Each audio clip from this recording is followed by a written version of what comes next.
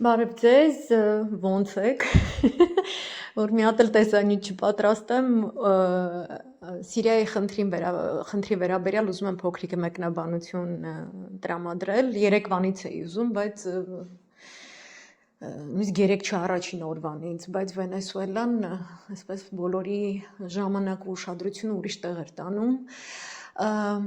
անմիջապես վերևի պոստում այս ձայնայինի ես հրապարակել եմ նյութ, ըստ որի Փարիզում տեղի են ունենում բանակցություններ Իսրայելի և Սիրիայի միջև, այդ նույն գիծը, որ նոյեմբերին պահպանվում էր, դեկտեմբերին պահպանվում էր, Մերձավոր Արևելքի հարցերով, Սիրիայի հարցերով լիազոր դեսպանը Թոմաս Բարաքը ԱՄՆ-ի կողմից, որը Թուրքիայում ԱՄՆ-ի դեսպանն է, շարունակում է իր գեղեցիկ ճառերով համեմված ելույթները առ այն, որ շուտով ուրեմն Սիրիան և Իսրայելը գալու են համաձայնության, Աբրահամյան համաձայնագրի մասին է խոսքը գնում, որ Ալջոլանին կստորագրի այն, կճանաչի Գոլանի բարձունքների հանդեպ Իսրայելի իրավունքը սուվերեն և հարավում գտնվող, Սիրիայի հարավում գտնվող տարածքում ներթափանցած իսրայելյան ուժերի ներկայության դեմ ոչինչ չի արտահայտի, նրանք այնտեղ կմնան, ընդ որում այստեղ նշեմ, որ իսրայելյան կողմը չի բավարարվում միայն այդ հարավով, այլ փորձում է շարունակել և ավելի խորանալ, ուզում է այս տարածքով խորանալ, ըստ այդմ էլ որոշակի վիճահարույց էպիզոդներ են տեղի ունենում Թուրքիայի և Իսրայելի բարձրաստիճան կառավարության ներկայացուցիչների խոսույթներում մեկը մյուսի հանդեպ, բայց այդ հանդիպումը Փարիզում տեղի է ունենում և ուզում են ներկայացնել, որ ամեն ինչ ընթանում է այնպես, ինչպես նախագծված է, կողմերը կհամաձայնվեն, բլա բլա բլա, բայց վերևի տեքստը որ կարդաք, այնտեղ շատ մեծ զգուշավորություն է, որ սա ընդամենը նախնական հանդիպում է, երևի թվով 5-րդն է, եթե չեմ սխալվում, որ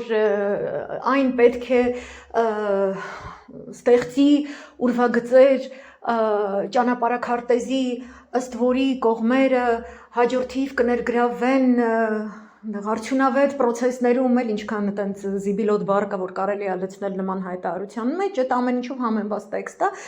որովհետև հիշում ենք գլխավոր աքսիոմը Տրամպի վարչակազմի օրոք և ոչ միայն Տրամպի, որ բանակցությունը ոչինչ չի նշանակում, բանակցությունը ամենաառաջին հերթին ծառայում է որպես շիրմա, որի ետևում թաքնված են իրական ռազմական գործողություններ արծարծելու ծրագրեր և դրանք տեղի ունենում Սիրիայում, դրանք տեղի ունենում Եմենում, այն հատվածում, որտեղ Սաուդական և Էմիրատների ուժերը հիմա բախումների մեջ են գտնվում, նման գործողություններ տեղի ունենում Սոմալիա և Սոմալիլենդի միջև, Սոմալիլենդի անկախությունը ճանաչել են Իսրայելը մեծ աղմուկով և Էմիրատները առանց ձայնի և հիմա պահանջում են, որպեսզի ԱՄՆ-ն էլ ճանաչի և շարունակվում են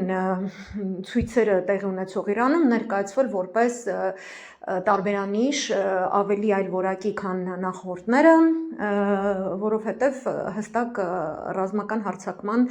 ծրագիր են ուզում իրականացնել Իրանի դեմ և այս բոլոր ճակատները Սիրիա, Եմեն, մասամբ Իրաք, նաև Գազա, Լիբանան բավականին թեժ են, ուղղակի մենք բոլորս հիմա այսպես Վենեսուելայով ենք զբաղված։ Հիմա Սիրիայի հարցով ինչն է շատ հետաքրքիր։ Նախ լուսանկար է, որ կցել են այս նորությանը բոլոր պաշտոնական մամլոմիջոցներով տարածելիս Փարիզի հանդիպման մասին, այնտեղ նստած է Ջոլանին մի կողմից, նստած է Թոմաս Բարակը, եւ այլն, որ տենց հավես մտերմիկ զրուցում են, և հետաքրքիրը նա, որ այնտեղ հետո գրվում է, որ պատվիրակությունը ղեկավարելու է արտգործնախարար Շայբանին, այսինքն ներկա չի գտնվելու Ջոլանում, մենք այդտեղ տեսնում ենք, որ Իսրայելի կողմից էլ ինչ-որ բարձրաստիճան պաշտոնյաներ են, Նետանյահուն չի, Նետանյահուն ներկայացնող նախարարներ են, օքեյ, հիմա հետաքրքիր է, որ խոսքերով բախումներ են Իսրայելի և Թուրքիայի պաշտոնատարներ անձանց միջև, ոչ միայն Գազայի հետ կապված, նաև Սիրիայի հետ կապված, և վերջին շաբաթների ընթացքում նաև նորից փորձ էր արվում, նույն Թոմաս Բարակի կողմից ինչ-որ հաշտության բերել քրդական ուժերին և Ալջոլանին, և հիմա այսօր քրդական հատվածներում Հալեպի շատ մեծ բախումներ են ավելի մասշտաբային, քան երբևէ, որտեղ համաձայնությունը չի կայացել։ Ջոլանի վերաբերյալ ուրեմն հետաքրքիր այսպես իրարամերժ լուրեր են տարածվում վերջին 3-4 օրերի ընթացքում։ Խոսվում է, որ իր դեմ ինչ-որ մահափորձ է եղել, որ ինքը գտնվում է ինչ-որ վիրահատություններ է անցել, նույնիսկ լուսանկար էր տարածվել, հետո այդ լուսանկարը հերքվել էր, բայց Ջոլանին ոչ միտեղ չկար, չէր երևում։ Հետո օրեր առաջ էլ կարելի ասել շաբաթուկես առաջ էլ լուրեր հրատարակվել, որ նոր Սիրիայի նոր արտարժույթ է հրապարակվել, այդ արտարժույթը մեծ պլաստիկ տոպրակներով փաթաթված այսպես բլոկներով առաքվել է Սիրիա եւ Սիրիայում շուտով այս նոր արտարժույթը շրջանառվելու է եւ բոլորը ապրելու են չաղ ու բախտավոր առևտուր, տանայնինայ, նիկոլություն։ Ու արդեն քանի օր է չէ անցել այդ ամենից հետո այդ դրամը շրջանառության դրվել է եւ այլն այս խոսույթը որ Ջոլանին չկա Ջոլանի դեմ ինչ որ մահափորձ է այդ վիրահատարանից նկարը լրիվ բինտերով փաթաթված ոտ ձեռ կապած գլուխը չգիտեմ ինչ վիճակում եւ այլն ինչ որ տեսանյութ է տարածվում որ այդ կռիվներն է որ ընթանում են քրդական շրջաններում բավականին թեժ վիճակներ որ Ջոլանին Դամասկոսի ինչ որ շուկայում ֆրֆռում է ու այդ նոր արտարժույթով նոր սիրիական կներեք լիրայով առևտուր է անում այդ շուկայում շատ նիկոլոտ վիճակ, որը բայց տեսանյութը կարող նկարահանված լիներ այլ ցանկացած այլ օր, ուղղակի տենց հիմա ցուցադրվում է, մի քիչ անհասկանալի է ու էլ իր ինչ որ խոսույթ հայտարարություն, որտեղ սովորաբար դուրս էր գալիս, ինչ որ հայտարարություն էր անում, որի վրա ամբողջ մերձավոր արևելքն է ղժում, որ տենց տոլի ինքը Իսրայելի հետ համաձայն է, տոլի համաձայն չի, բայց այստեղ հետաքրքիր պահ կա, ուրեմն տեսեք Իսրայելը եւ նաեւ ԱՄՆ-ը Իսրայելի հորդորով երբ որ հարձակվում են այս կամ այն պետության վրա, ինչպես տեսնում եք, իրանց թիրախը գնան պարագլխին հանեն, Սադամ Հուսեյնին հանեն, սա օքեյ կլինի, Կադաֆին հանեն, սա օքեյ կլինի, այնտեղ Յանուկովիչին հանեն, սա օքեյ կլինի, Մադուրոին հանեն, սա օքեյ կլինի, բայց հանելու իմաստը որն է եւ ինչու անվանել դա հեղափոխություն, որովհետեւ երբ որ դու բերում ես նոր մի հիմար ես նշանակում, խամաճիկ ես նշանակում, այդ խամաճիկ ասում է, քանի որ ես արել եմ հեղափոխություն, իզնից առաջ ինչքան կառավարություն ինչ փաստաթղթերի շուրջ միջազգային համաձայնագրերի շուրջ համաձայնագիր կայացրել է, դրանք բոլորը զրոյականանում են, ասած Կոկոլ Անասունի, մենք սկսում ենք մեր սեփական զրոյական կետից, Իսրայելի նպատակը Սիրիայում Ալջոլանի իշխանության բերելու առումով չի տարբերվում դրանից, նրա համար են այդ անասունին սարքել Ալ-Քաիդայի հիմնադիր իգիլական մարդասպան, առնվազն 20-30,000 հոգու հատկապես Իրաքի տարածքում սպանելու համար անձամբ պատասխանատու պատերազմի հանցագործին, բերել նստեցրել են նախագահ, որպեսզի նա իջիկ դարձնի Սիրիայի հետ կայացած բոլոր համաձայնագրերը, որ վերաբերում են սահմանին, 1974 թվականի համաձայնագիրը հատկապես Եվ այս վերջին ուրեմն քաշքշուկներում բանակցություններում պարզվել է, որ դե բաներն էլ как это Ջոլանի վրա ներազդեցություն ունենալու մրցակցություն էլ կա, այսինքն ինքը ոչ միայն ամբողջապես Էրդողանի տակ, ինքն էլ իր գլխին է ուզում տիրություն անի, ինքը ուզում է դա բալանսավորի Սաուդյան Արաբիայի եւ Թուրքիայի ինչ որ լիդերների ներքո, դե ինքը տենց Սաուդյան Արաբիայից էլ որոշակի կախվածություն ունի ու որպես այդպեսին մենք տեսնում ենք Սաուդյան Արաբիան ինչ որ ուրիշ դիրքորոշում է վերցնում Գազայի հարցում, Եմենում շատ հետաքրքիր զարգացումներ, դրան առանձին կանդրադառնամ ոչ այսօր, բայց դա կապված է Եմենի այն հատվածի հետ, որտեղ պատերազմ են հրահրել Եմենի դեմ 10 տարի շարունակ ԱՄՆ-ի անունից Էմիրատյան եւ Սաուդյան զորքերը որպես կոալիցիա, բայց հիմա իրար միս են ուտում եւ ամեն գնով սաուդական ուժերը դուրս են վանում Էմիրատներին, որտեղ Էմիրատների փոխհարաբերությունը Իսրայելի հետ բավականին շատ ավելի մոտ է, այն աստիճան, որ Սաուդյան Արաբիան դա համարում է իր ազգային անվտանգությանը սպառնալիք եւ նա չի ցանկանում Իսրայելի հետ նման մերձացած հարաբերություններ եւ այդ առումով ինքը Ջոլանին իր հերթին եւ Էրդողանն էլ իր հերթին Գազայի հարցում ինչ որ բան փոխելու առումով Վաշինգտոնից օգտագործում են իրան, որպես ինքը ասի չէ ոչ թե զրոյական կետից, այլ ինքը պահանջ է ներկայացնում, ասում է, որ 74 թվականի սահմանազատման վերաբերյալ համաձայնագիրը ուժի մեջ է, դա նշանակում է, որ 74 թվականից առաջ որտեղ որ գտնվում 74-ից հետո ընդհուպ մինչև այդ Թավիշը դեկտեմբերին կայացած Ասադի դեմ, Ասադի հեռացումից առաջ կայացած այդ սահմանագիծը պետքա պահպանվի, այսինքն այդ կետից հետ պետք է գնա, որովհետև ինչ է ստացվում, որ Իսրայելն չի վստահում Ջոլանին, իրանց շատ կարևոր է այդ ամբողջ հարավային հատվածը, որտեղ այդ հարավային հատվածը Սիրիայի, որ իրանք վերցնում են, իրանք նախ եւ առաջ դա անում են վերահսկելու Լիբանանի հարավը, իսկ Իրանի դեմ պատերազմի հատվածում իրանց շատ կարևոր է Լիբանանի հարավը հարվածել, Լիբանանը հարվածել, այնտեղ անցուդարձը կառավարելի դարձնել եւ այլն, ըստ այդմ էլ դրուզներին են այնտեղ օգտագործում,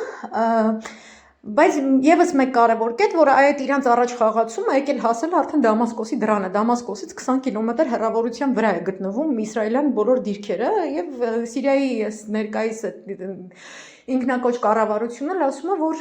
ջրային ռեսուրսները ամենակարևոր իրանց ձեռքն են, իսկ դա կատակ բան չի մեր ձոր արևելքում, որտեղ որ ջրային ռեսուրսը իր ձեռքն է պահում, այն էլ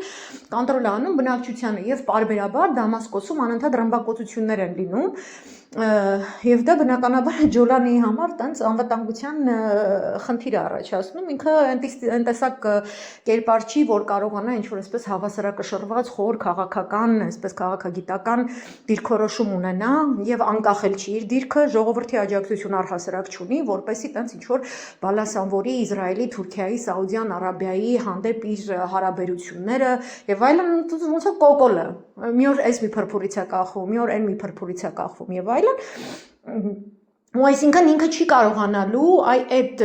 բանակցություններին, նախ ինքը միշտ մասնակցել այդ բանակցության, այս անգամ ինքը չի մասնակցում։ Հիմա այդ մահափորձի մասին լուրը ինչ որ այսպես հերկվում է, ինչ որ տեսանյութը շրջանառվում է, բայց դրան հաջորդող արդեն իսրայելյան լուրջ մամլոյմիջոցներում գրվում է, որ ուրեմն Ջոլանի դեմ հնարավոր է, որ Իրանը մահափորձ կկատարի, նրանք ցանկանում են անակնկալի բերել Սիրիայի ղեկավարությանը, որ չգիտեմ ինչ, այստեղ ես չեմ պատկերացնում, որպեսի ամենաշատը Իրանին շահավետ լինի, ասենք նրան ինչ որ տենց վերացնելը, ու եթե տենց վերացնողը լինեն, մինչև հիմա կվերացնեին, այդպիսի նպատակ չի հետապնդում, նաև այդպիսի շատ նման է նաև Վենեսուելայի, չէ, ինչպես պահվածքը Ռուսաստանի, Չինաստանի, Իրանի, որտեղ շատ մարդիկ, չնայած ես վերջին 3 տեսանյութերում անդրադառնում եմ այդ խնդրին, այս 3 պետությունները իրենց մարտը կազմակերպում են միջազգային իրավական նորմերի համաձայն, որովհետև դիմացինին երբ որ ծնկի բերան, դիմացինը դա արևմուտքն է, ԱՄՆ, Եվրոպան իրար հետ վիճելիս կլինեն, թե միացյալ կլինեն, թե եւ այլն, այս ամեն ինչի համար ինչ որ մեկը պատասխան պետք է տա։ Դրա համար միջազգային իրավական համակարգի ամբողջ կոնյունկտուրան մակով գծված, իրանք ամենամեծ շահ վերցնողն են, որպեսզի այդ համակարգը չփլուզվի եւ իրանք շատ ավելի հետաքրքիր տակտիկայով են գործում։ Եվ այդ տակտիկան ասում է, ախպեր, հա, դու ուզում ես անկախություն, գնա անկախացի, գնա ապրի, գնա, չգիտեմ, թավիշ ես արել, չգիտեմ, հեղափոխություն ես արել, ինչ որ ուժ ձև ես ուզում ապրես, մենք ես խանգարում ենք, օքեյ։ Եվ իրանք չեն ընդգրկվում մեծ մասշտաբային պատերազմի մեջ, իրանք չեն ուզում համաշխարհային պատերազմի բոլոր հրահրող տրիգերներին, որ տալիս է արևմուտքը, նույն ուժգնությամբ կամ մի քիչ ավել, որ տենց ուժեղ ու լավ տղա Երևան, իրանք այտենց մասնակցեն, պատասխանեն եւ այլն, ասենք ինչպես իմ մոտ մեկնաբանություններում գրել էին, որ դե թող Չինաստանն ու Ռուսաստանը էս անեն, այնտեղ Չինացին Կորեայի նախագահի հետ, Չինաստանի նախագահը Կորեայի նախագահի հետ սելֆիներ է անում, ռուսները հայտարարություններ են անում, ոչ, այդպես չի։ Այդպես չի, իրանք Վենեսուելայի վերաբերյալ երեկվա տեսանյութը խնդրում եմ նայեք, չկրկնեմ, իրանք շարունակում են գլոբալ տնտեսության դեդոլարիզացիայի գործընթացը։ Եթե իրանք ներգրավեն ռազմական ավելի մեծ մասշտաբով անունը դնեն պատերազմներ հայտարարեն եւ այլն առաջինը, իրանք այդ process-ը տապալում են իրանք ձեռքով, իրանք իսկ գծածը իրանք տապալելու են։ Նետից պատճառով էլ Վաշինգտոնը նման դրսևորումներով է դաշտ մտնում։ Այսինքն ինքը մտնում է մաքսիմալ պրովոկացիաներով, էսկալացիաներով, այս օրինաչափությունները պետք է հասկանալ։ Իրանը չի ցանկանում որևէ էսկալացիա Սիրիայում, իրան այդ պետք չի։ Եվ ինքը չի ուզում ինչ որ մեկը ինչ որ մեղադրանքի սլակ իր վրա ուղղի։ Ու ես հիմա կներկայացնեմ ինչ է դրանից ստացվում։ Մի քիչ որ տենց սառը նայենք այս ամեն ինչին, բայց Ջոլանի պահով մնում են շատ մեծ հարցականներ։ Էրդողանը փայաբաժին է ուզում Գազայում, եւ ըստ այդմ սեղմում է կոճակները Դամասկոսում, որ դու պահանջիր 74 թվականի սահմանները, դու ասա, որ ջրի ռեսուրսները իր ղեկավարության տակ են, դու ասա, որ Դամասկոսի անվտանգությունը անընդհատ գտնվում է ուղղակի վտանգի մեջ, որ քեզ անընդհատ սպառնում են եւ այլն եւ այլն։ Այս կողմից Իսրայելի, ԱՄՆ-ի, Բրիտանիայի կողմից անընդհատ Ջոլանին հիշացնում են։ Հիշի, եթե դու մեր ասածը չանես, մենք անմիջապես կվերհիշենք, որ դու ամենևին էլ նախագահ չես, կոստյում հագած, այլ դու ծայրահեղ, ռադիկալ, ահաբեկիչ ես, դու մարդասպան ես, դու պարագլուխ ես SS խմբերի եւ այլն, եւ մենք քեզ կդատենք։ Հիմա այս երկու կրակի արանքում է եւ հիմա ինքը չկա, ինքը չի երևում, ոչ էս բանակցություններում է երևում, ոչ էլ բան, ընդհանուր օդում շատ էսպես կախված ծանրություն կա, Լիբանանի հարավ, Սիրիայի հարավ, Սիրիայի հյուսիս, Իրաքի արևելք, Իրանի արևմուտք եւ Եմենի այն հատվածները, որտեղ սաուդիտներն ու էմիրացիներն են։ Այդ ամբողջ այդ լարվածության այդ բոլոր գծերը միասին կազմում են Իրանի դեմ ճակատի առաջնագիծ։ Եվ այդ օդում կախված այդ լարվածությունը, այդ ծանրությունը գուժում է, որ շուտով հարձակում է լինելու Իրանի վրա, կապ չունի ինչ ձևով։ Ես այսօր լրահոսում դրել եմ կողմից շատ հարգված ամերիկյան ռազմագետ, հրամանատար, պատերազմի վետերան, պաշտպանության նախարարի նախկին խորհրդական Դագլաս Մակգրեգորի վերլուծությունը Իրանի մասին, որ նա ասում է, որ Վաշինգտոնը արդեն առանց ռազմավարության է այս պատերազմները հրահրում, ինքը պատճառները ներկայացնում է, պայմանները ներկայացնում է, նաև չի բացառում, որ Իսրայելը կարող է օգտագործել բավականին այսպես կեղտոտ զենք։ Եվ դա այդ ծանրությունը կա օդում։ Ու ամենևին խաղաղության նշան չկա։ Դրա համար այս վերևի հոդվածը, որ Փարիզում հանդիպում են, հեսա իրան կհամաձայնվեն, ընդ որում Սոմալիլանդում այսօր գտնվում է նաև Իսրայելի արտգործնախարարը, որ իբրև թե ինչ-որ համաձայնագրեր, նույն այտենց օդում կախված վիճակն էլ այնտեղ է, ոչինչ էլ չի ստորագրվում, ոչինչ վերջնական չէ, որովհետև այնտեղ էլ Սոմալիայում Թուրքիան շատ մեծ առաջխաղացում է ունեցել այս բոլոր տարիների ընթացքում, այնտեղ էլ է ինքը ահաբեկիչներ բուծում, այնտեղ ռազմաբազաներ է դրել, ռեսուրսներ է օգտագործում եւ այլն, եւ Սոմալիլանդում ինքը չի ցանկանում որևէ այսպես Իսրայելի հետ մրցակցություն եւ թե Սոմալիլանդի кейսը եւ թե Սիրիայի кейսը ինքը օգտագործում է որպեսի Գազայում ինքը ավելի այսպես բանդեր ունենա, ինչպես նաեւ F-35-ներ ստանա եւ արդեն եկել հասել է ինչ որ մի կետի, որտեղ կողմերը առհասարակ որևէ կետով չեն կարողանում ընդհանուր հայտարարի գան, որքան էլ որ Տրամպը այսպես գովաբանի իր լավ հարաբերությունները թե Նետանյահուի թե Էրդողանի հետ, որոնք ընդունակ են հարթելու ցանկացած բարդ խնդիր այս եռանկյունում միջև ստեղծված եւ այլն, եւ դա փաստորեն կոնֆլիկտ է ստեղծում, որովհետեւ ասենք ԱՄՆ-ը եւ Թուրքիան ՆԱՏՕ-ի անդամ երկրներ են, Իսրայելը ոչ, բայց կոնֆլիկտ է այդպես ստեղծվում երկու ՆԱՏՕ-ի անդամ երկրների միջև։ Այս օրինաչափության շարքից է Սաուդյան Արաբիան, Էմիրատները Եմենի տարածքում բանակների բախումը, նրանց ենթարկվող պրոքսի ուժերի բախումը, ուլտիմատում է Սաուդյան կողմը ներկայացրել Էմիրատյան կողմին դուրս գալ տարածքից ամբողջապես, այնտեղ իրենք փոքրիկ այսպես կառավարություն ունեն կազմված պրոքսի, որ այդ մարդը պետք է ամբողջապես դուրս գա տարածքից, իշխանությունը փոխանցի Սաուդյան պրոքսիներին, Սաուդյան Արաբիան այդ տեսանկյունից ԱՄՆ-ի եւ Իսրայելի կողմից դիտարկվում է որպես loose cannon, այսպես խաղացող ատամա, չեն հասկանում, որ կողմ կգնա, ինքը ամբողջապես այդ գծի մեջ չի, որովհետեւ նա Չինաստանի, Ռուսաստանի հետ որոշակի որակի նաեւ բալանսավորում է իրականացնում ընդդեմ ԱՄՆ-ի, ինքն էլ իր շահը փնտրելով։ Հետո գնում ենք մի քիչ վերև նույն այս Գրինլանդիայի թեմայով, նույն Վենեսուելայի թեմայով, որ միջազգային իրավունքի նորմերը չեն հարգվել այդ գործողությունը իրականացնելիս եւ դրանից հետո ամենաառաջին սպառնալիքը Տրամպի շուրթերից հնչել է Գրինլանդիայի հանդեպ, Դանիայի վարչապետը հայտարարել է, որ ԱՄՆ նման բան հայտարարելիս մենք չենք կարող դրան անլուրջ վերաբերել, որովհետեւ դա երկրի նախագահ է խոսում եւ եթե ԱՄՆ կոնկրետ քայլեր ձեռնարկի այդ ուղղությամբ, ապա մենք սեղանին ենք դնում բոլոր հնարավոր մեխանիզմները դա ենթադրում է ՆԱՏՕ-ի շրջանակներում ԱՄՆ-ի հետ չի համագործակցելը, այնտեղից դուրս գալը, Իսպանիան առհասարակ Եվրոմիության այսպես հայտարարությունից զատ ինչ որ Վենեսուելայի կապով մեկ այլ Լատինական Ամերիկայի երկրների հետ միասին համատեղ հայտարարություն է հրապարակել, ավելի այսպես կոշտ ու կոպիտ դատապարտելով ամենի քայլերը, ինչ օրինաչափություն ենք մենք տեսնում այս բոլորում։ Այդ որ ասում եք ինչի Ռուսաստանը, Չինաստանը, Իրանը չխփեցին, եսի միջնախ, Իրանը նենց խփեց 12 օրյայի ժամանակ, որ մինչև հիմա վախենում են, չգիտեմ ոնց մոտենան ու գիտեմ, որ էլի է խփելու։ Այսինքն տես մի էլի կամ ասենք Pete Hegseth-ը, որ խոսում է տենց ռուսական ՊՎՕ համակարգը չաշխատեց եւ այլն կոկոլի պես 10%-ով էր Իսկանդերը խփում բան, ՊՎՕ-ն նենց աշխատեց Իրանում, որ մինչև հիմա 1000 ձև քանի ամիս է հələ պատրաստվում են, որ նորից հարձակվեն։ Դե խաղալիք բան չի, ու Իրանը խփեց, երբ որ Իրան խփեցին, հենց Իրան։ Այսինքն այս երկրները իրանց ռեսուրսը այդ ձևով պահելով, այս ձևով հետ քաշվելով ստիպում են, որ իբրև թե կոալիցիոն ուժեր եւ այլն, իրենք են սկսում իրար հետ կռվել։ Որովհետև կրկնում եմ մի այբա երկիր մտնելը, երկու այբա երկրից դուրս գալը, այն կառավարելի դարձնելը, Վենեսուելան էլ կառավարելի չի, Սիրիան էլ կառավարելի չի, մինչև հիմա այդ ջարդեր, կոտորածներ, հարվածներ, անհետացող իբրև թե նախկին ռեժիմի հետ ասոցացված ուժեր, բայց սիրիացիներ են դրանք, հոգևորականներ, նախկին դիվանագետներ, ռազմական գործիչներ, քաոսը, այսինքն դու չես կարողանում կառավարել երկիրը, ու այսօր արդեն Տրամպը այսպես նեղանում է պրեսկոնֆերենցիայի ժամանակ, ասում է, իսկ դուք ինչի եք համեմատում Վենեսուելան Իրաքի հետ։ Մենք Վենեսուելայում նավթի վրա մեր ճանկը դնելու ենք, իբր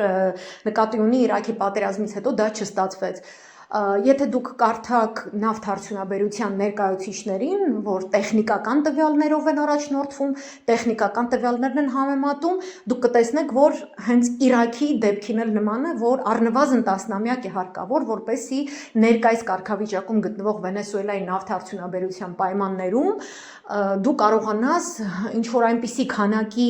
շրջանառություն իրականացնես, որ քո ինչ-որ այսպես ներդրումներ, ներգրավում եւ այլն, դրանք կարողանաս հետ վերցնել,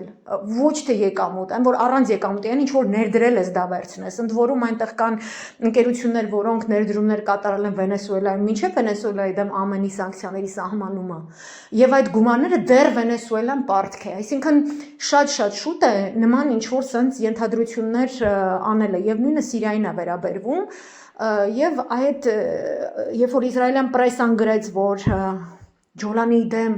Իրանը պատրաստվում է մահափորձ եւ այլն ես հասկացա որ այդ ասենք իրանց շահերից դուրս կլիներ որ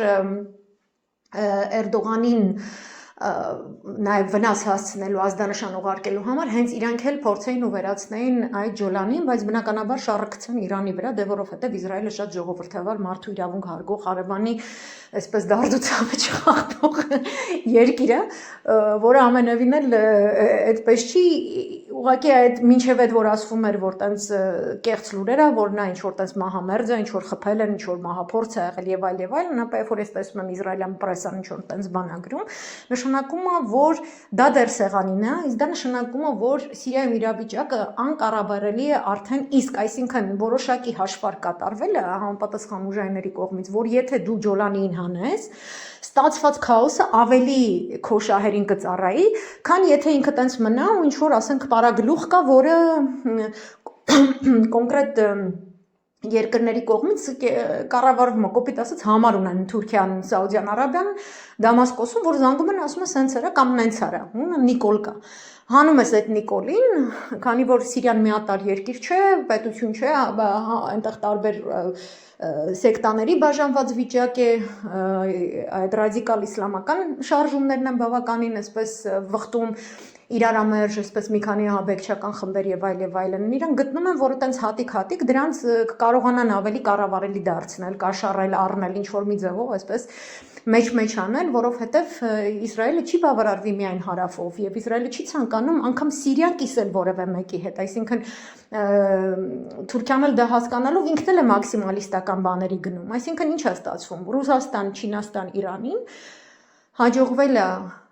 իրանց այս տեսակ մոտեցմամբ, իրանք տնտեսական պատերազմ են վարում նախ եւ առաջնահերթորեն, որտեղ ներկայիս պատերազմը հիբրիդային է, անկախ նրանից մարդկանց այս տերմինը դուր գալիս է թե չէ։ ուրեմն տնտեսական պատերազմում գլոբալ տնտեսության դեդոլարիզացիայի պահանջարկն է դրված եւ դա է, որ ձևավորում է հիմնական ռազմավարությունները այս երկրների կողմից առանձին վերցրած, միասին վերցրած, իրենց մոտեցմամբ վերցրած տարբեր տարածաշրջանների հանդեպ։ Երկրորդի նոր բուն ռազմական գործողություններն են, որոնք պետք է ծառայեն առաջին կետով սահմանված նպատակներին։ Ու ստացվում է ներկայումս այն վիճակը, որ բոլոր կողմերը, որ իրենց դեմ են եւ իբրև թե կոալիցիա են, ոնց որ ասենք հիմա Զելենսկին, որ հանդիպում են Փարիզում եվրոպաներին, կոալիցիա желающих, այսպես ասած, իրանց մեջ վեճեր են առաջանում։ Վեճեր, կռիվներ, անհամաձայնություններ, որովհետեւ իրանք ինչքան շատ հավաքեն այդ տարբեր կոնֆլիկտային գոտիները, որոնք իրենց կողմից անվերահսկելի են եւ քաոս են։ Ստացվում է, որ Չինաստանը, Իրանը, Ռուսաստանի Դաշնությունը իրենք իրենց մաքսիմալ կերպով պաշտպանում են այդ քաոսի տարածումից։ Եվ մնում է այդ քաոսը կառավարելու ամբողջ ծանրությունը, այդտեղ այդ քաոսը ստեղծածների ուսերին։ Այսինքն քաոսը կառավարելու process-ում Չինաստանը, Ռուսաստանը եւ Իրանը չեն մասնակցում։ Դուք կառավարեք, ձեր ռեսուրսը թողը տեղ գնա, դուք որոշեք ինչ եք ուզում անեք, հա, ստեղ Նիկոլա, ստեղ եսի ինչա, ստեղ Ջոլանի է, այնտեղ չգիտենք դեռ Վենեսուելայի փոխնախագահը ինչ որ զգովռի մեջ մտել է ԱՄՆ-ի հետ, թե չէ եւ այլն, ու ստեղ մենք հասկանում ենք, այս վերջին կետն էլ ասեմ, ձեզ մաղթեմ բարի երեկո, որ այստեղ ոչ թե ինչ որ Ալյասկայում կողմերը համաձայնվել են, որ եսի ոչ մի համաձայնություն Ալյասկայում չի եղել։ Ջեֆրի Սաքսին խնդրում եմ լսեք, թե ՄԱԿ-ի անվտանգության խորհրդում տված ելույթը եւ իր վերջին 3 օրերի հարցազրույցները։ Իրենից լավ ԱՄՆ արտաքին քաղաքականության եւ ուժային համակարգերի, այսպես գործունեության համադրության վերաբերյալ ոչ ոք չի խոսում, ոչ ոք ավելի լավ չի ներկայացնում։ Եվ Ռուսաստանում, Չինաստանում, Իրանում այս առումով, իր նկարագրածի առումով, փակ աչքերով մարդիկ չկան։ Իրանք հասկանում են, որ այն ինչ որ կատարվում է Վենեսուելայում, ուզում են որ կատարվի Մոսկվայում, կատարվի Բեյջինգում, կատարվի Թեհրանում։ Ալյասկա նշանակում է մենք հավասար ենք, հավասարը հավասարի հետ ինչ որ բան է կիսվել։ ԱՄՆ-ը չի ուզում հավասարներ, ԱՄՆ-ը ասում է ես եմ հեգեմոնը։